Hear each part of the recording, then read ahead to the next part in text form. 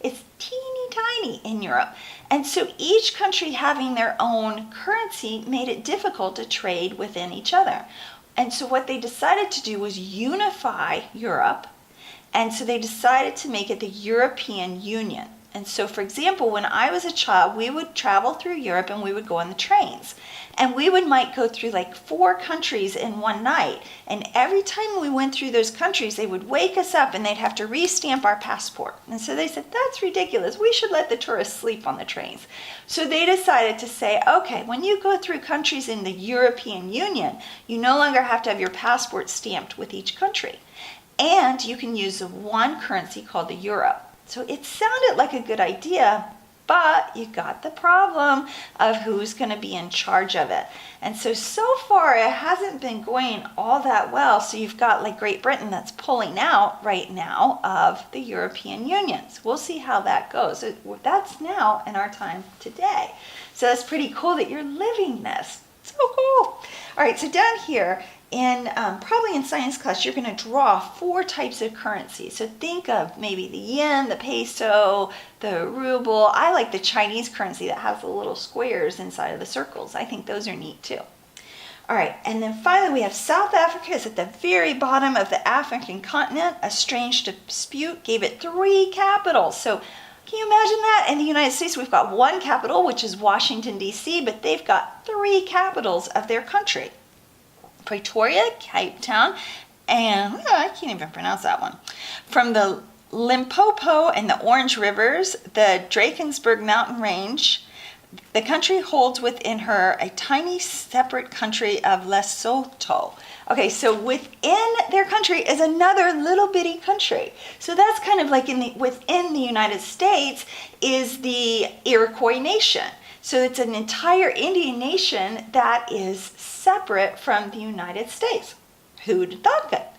So there we go. There's a country within South Africa. There are little bitty Indian reservations inside of the United States that consider themselves sovereign. So, and they're quasi-sovereign. They still use our hospitals. They still use most of our government, but they consider themselves a little bit sovereign. So it's kind of like us too. And that is it. I hope that you learn about apartheid. I hope that you think about what happens when we don't do what God has told us to do and we're not strong. And Operation Desert Storm, we're learning about this week, and that's what this picture is about. That's the toppling of Saddam Hussein's statues. And then we have here, this is a volcano that went off in the Philippines, which is a string of islands in the Pacific Ocean, and this volcano went off and it was huge. And one of my favorite parts of it was there was a army base that was very close to this volcano that went off, and so they had to make sure, the general in charge had to make sure that the army base was still protected even when the volcano went off. So they evacuated all of the people from the island except for a couple of geologists who were studying the volcano and this one general and like maybe 2 staff people, and they were there to make sure everything was safe and okay. Well, as the volcano, so they're watching the instruments in this room, and they're all like really serious and they're all really watching it. And this army general is like, "This is very important," and he's standing there.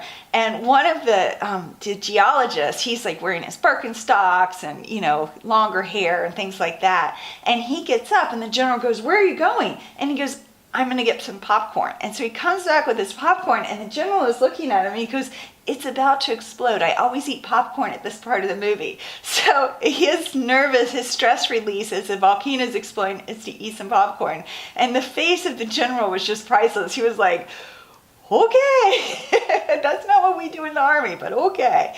So this was just another volcano that you can learn about. It was in the Philippines, and it's just interesting see how volcanoes cover things and it looks terrible, and then God brings it back to life in that area in new and amazing ways, just like he's going to bring the world back to life and bring in the wall of New Jerusalem. Thanks so much for joining me. I'll see you next week.